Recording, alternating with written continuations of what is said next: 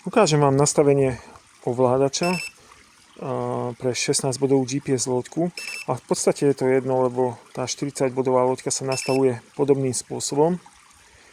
Budem sa venovať len nastaveniu GPS-u.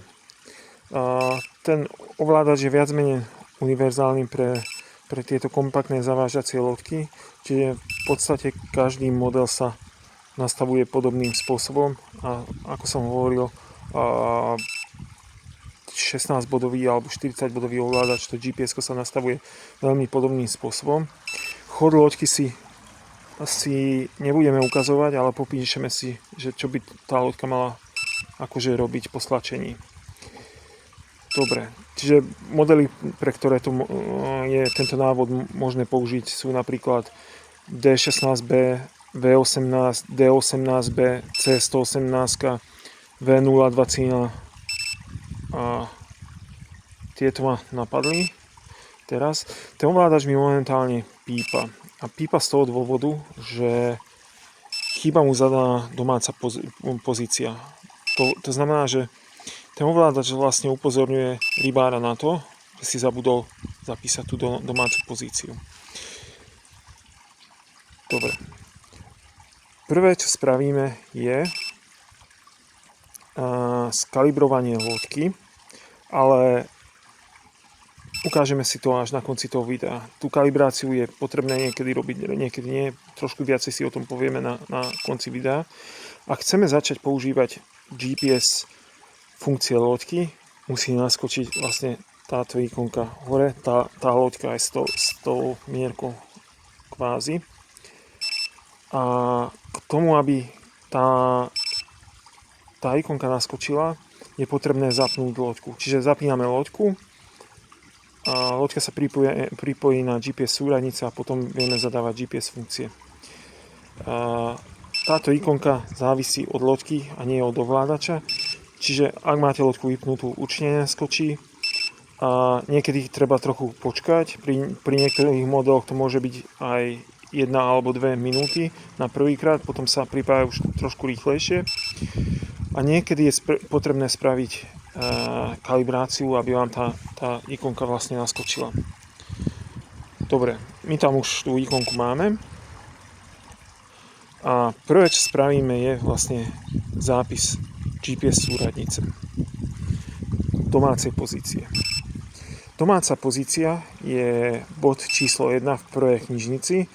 Tu tie knižnice si ešte prejdeme o chvíľu, ale najprv ukážeme, ako sa spraví zápis. Čiže loďku vyveziem manuálne nejaké 2-3 metre od brehu, tam ju zastavím a tam, kde sa fyzicky tá loďka nachádza, zapíšem bod číslo 1. Tam sa bude vlastne vrácať. Zapisuje sa tak, že sa stlačí toto tlačítko, podrží sa a zároveň sa stlačí číslo. To znamená, že stlačím toto, chvíľku podržím, krátko potlačím číslo a potom všetko pustím. Vidíte, že tu mi začala blikať ikonka jedničky a vlastne zapísal som si svoju jedničku. Dobre, mám zapísanú svoju jedničku. Teraz zapíšem svoju krmnú pozíciu, prvú krmnú pozíciu, to znamená bod číslo 2. Vyplávam s tou loďkou manuálne na krmnú pozíciu. Tam vlastne vyklopím misku a zapíšem si GPS súradnicu. A zapíšem si ju ako 2. Stlačím toto tlačítko, podržím a krátko stlačím 2. Vidíte, že tu mi vlastne naskočila 2. A pokračujem na ďalšiu pozíciu. Ale predtým, než pôjdem na ďalšiu pozíciu, väčšinou logicky tú loďku chcem vrátiť k brehu. Breh som si už zapísal, teraz ju potrebujem len vrátiť. K tomu, aby som ju vrátil, stlačím len krátko toto čísielko 1. Stláčam 1, loďka sa mi z vody vráti a bude mi odpočítavať metre k domácej pozícii. To znamená, že ak som vyviezol na nejakých 80 metrov, tak mi to začne pekne počítať 80, 79, 78 a tak ďalej. Dobre, zase si naložím loďku a vyveziem na druhú krmnú pozíciu. Prídem s ňou manuálne a zapíšem bod číslo 3. Čiže potlačím tlačítko OK a stlačím trojku krátko a všetko pustím. Zablikala mi tu trojka a je vlastne zapísaná. Zase sa s ňou vrátim s tým, že krátko stlačím jedničku a tým pádom sa mi loďka vlastne vráti. Dobre, ak už teraz chcem ísť automaticky na ten prvý krmný bod, čiže na súradnicu 2, tak už nemusím stlačať žiadne OK, ani nič podobné. Už len naložím loďku, bod si v predošlej fáze loďka zapamätá a krátko stlačím len dvojku a vlastne loďka mi vypláva pekne na tú súradnicu 2. Takisto, ak ju chcem už automaticky viesť na tú trojku, tak len potlačím trojku a tá loďka mi tam automaticky pôjde. Ako sme spomínali, tento ovládač je univerzálny, dá sa použiť až pre 16 bodov, ale vidíme, že tu máme len 4 čísla. Ako sa vlastne dostaneme k tým 16 bodom? No dostaneme sa tam tak, že ten ovládač sa vie prepínať medzi knižnicami bodov a do každej jednej knižnice viem zapísať 4 body. Máme 4 knižnice bodov, 4 body v každej knižnici, 4x4 je 16. Hej. A tú knižnicu bodov si viete všimnúť pod tým kompasom je také malé číselko, teraz tam je jednička. Ale ak sa budem šípkami prepínať doprava doľava, tak vidíte, že sa mi to mení od 1 do 4. A to sú vlastne knižnice bodov. Ako sme spomínali, do každej vieme zapísať 4 body. To znamená, že ak sa nám naplní prvá knižnica, napríklad zapíšeme si tam aj tú štvorku, tak sa vlastne šípkou presuniem do knižnice 2 a viem si tam zapísať zase ďalšie 4 body a tak ďalej a tak ďalej. Dôležité je pamätať si, že vlastne moja brehová pozícia, čiže pozícia návratu je vždy prvý bod, ale v prvej knižnici. Hej. Tam sa mi loďka vracia, keď sa vybíja batéria, alebo stráti signál, alebo kontakt s ovládačom. Teraz, ak chcem vymazať tieto pozície, to znamená, že oni tam zostanú, aj keď sa vypne ovládač a zostanú mi tam, aj keď sa vypne loďka, vybere batéria a podobne. Niekedy ich chcem vlastne zresetovať. Ak ich chcem, po jednom ich mazať neviem, po jednom ich viem len prepisovať. To znamená, že ak si chcem tú dvojku napríklad zmeniť, že doteraz som ju mal na určitej krmnej pozícii, ale tú krmnú pozíciu chcem vlastne posunúť o 30 metrov doprava, tak tú loďku vlastne posuniem fyzicky o 30 metrov manuálne, prejdem s ňou a prepíšem si tú dvojku. To znamená, že kvázi len potlačím OK, stlačím dvojku, zase mi zabliká ovládač a tú dvojku už nebudem mať na pôvodnom mieste, ale o 30 metrov napravo. Dobre? Keď si chcem vymazať všetky body, tak to robím pomocou tlačítka OK. Tu sa to trošku líši medzi 16 bodovou loďkou a 40 bodovou loďkou.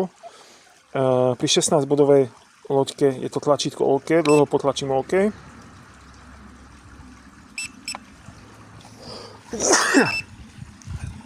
Čiže potlačil som dlho OK, vymazal mi všetky body, vidíte, že z každej knižnice zmizli body a môžem znova zapisovať a ten ovládač mi zase začal pípať a upozorňuje na to, že nemám zapísanú domácu pozíciu. Inak nerobí to každý model, tie staršie ovládače nepípali, robí to len, ja neviem, nejaké 2 roky dozadu asi. Dobre, čiže viem opäť zapisovať body. Ak chcem plavbu zrušiť, toto sa tiež, alebo ešte k tomu mazaniu, hej, toto bolo spôsob mazania na 16 bodovej loďke. Ak chceme mazať body na 40 bodovej loďke, napríklad na V20, tak sa to robí, tuším, tlačítkom hore. Tlačítko hore sa podrží dlho a vymažím všetky body. Nie som si na 100% istý, skúste to, bude to tlačítko hore dlho alebo tlačítko dole dlho. Ak chcem zrušiť automatickú plavbu, to znamená, že loďka sa mi automaticky vyberie na GPS súradnicu a medzi tým má tendenciu naraziť na nejaké prekážky alebo sa vyberie proste zlým smerom alebo hocičo. Viem ju zrušiť týmto tlačítkom tu. V návode je popisované ako tlačítko B. Len ho potlačím a vlastne zruším automatickú plavbu. Zase pri 40-bodovej loďke je to trošku iné. Tam je to tuším buď tlačítko dole alebo tlačítko hore. Toto je pre 16-bodovú loďku, čiže toto tlačítko. Ešte tej kalibrácii. Vlastne kalibrácia je vlastne priradenie určitých zemepisných vlastností tej loďke a tou kalibráciou sa vlastne kalibruje gyroskop. Čo je ten gyroskop? Gyroskop vám vlastne zabezpečuje to, aby vám loďka išla rovno, aj keď niektorý z motorov zaberá povedzme trošku viac alebo trošku menej, alebo je tam nejaký bočný vplyv vetra alebo podobne. Plus z toho gyroskopu vlastne tá loďka vie svoj svetový smer. To znamená, že tam na tom displeji máte tú takúto ikonku kompasu a keď potočíte s loďkou, musím to spraviť do nejakého iného smeru.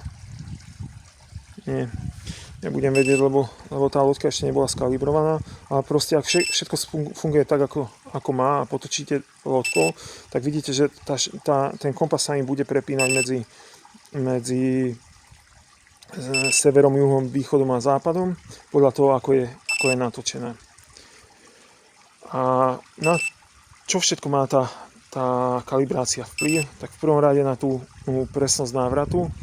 Ak sa nám loďka vracia na domovskú pozíciu pri veľkým oblúkom, častokrát za to môže kalibrácia. A pri tej kalibrácii vlastne loďka opíše takú osmičku na vode a vlastne priradí nejaké geomagnetické údaje k samotnej loďke. Dobre, tá kalibrácia sa spúšťa tak, že idete s tou loďkou nejakých 7-8 metrov od brehu. Loďka na to potrebuje určitý priestor na manévrovanie, čiže na šíru vodu, tam, kde nie sú nejaké prekážky a podobne, a spustíte tú kalibráciu. Čiže dajme tomu, loďka je na vode, vyšiel som manuálne od brehu 7-8 metrov a spustím kalibráciu. Spúšťa sa to tak, že sa stlačia dve tlačítka naraz.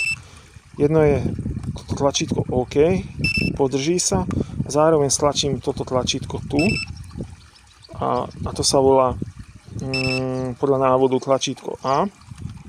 Stlačím, nebudem to teraz stláčať, lebo mám tú loďku pri sebe v krabici a začala by sa točiť, ale v podstate stlačím toto, podržím a krátko stlačím toto a všetko pustím a tá loďka mi na vode popíše takú osmičku.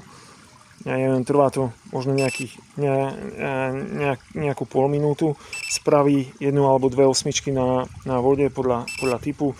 Zatiaľ mám vlastne ovládač bliká, tuším, na žlto alebo na červenom, a keď skončí, tak pípne a zastane. Vtedy by malo byť to GPS-ko už presné. Trošku ma znervózňuje toto pípanie, tak ho odstavím. Dobre, to by bolo vlastne k tej kalibrácii. Ak tá loďka funguje ako má, nerobí nejaké problémy a nevracia sa pri veľkým oblúkom, tak tú kalibráciu netreba robiť. Treba to robiť väčšinou vtedy, keď sa to vyžaduje, a väčšinou, keď máte novú loďku aj prvýkrát na vode. Boli nejaké prípady, že sa tá loďka rozkalibruje pri každej vypnutí loďky, alebo neviem, to už sú také anomálie. Za normálnych okolností si tú kalibráciu loďka pamätá a vie sa k nej vrátiť. V podstate, čo som spomínal na začiatku, niektoré loďky potrebujú skalibrovať k tomu, aby naskočila táto ikonka. Je to hlavne typické pri loďkách V020. No, v podstate to je asi všetko.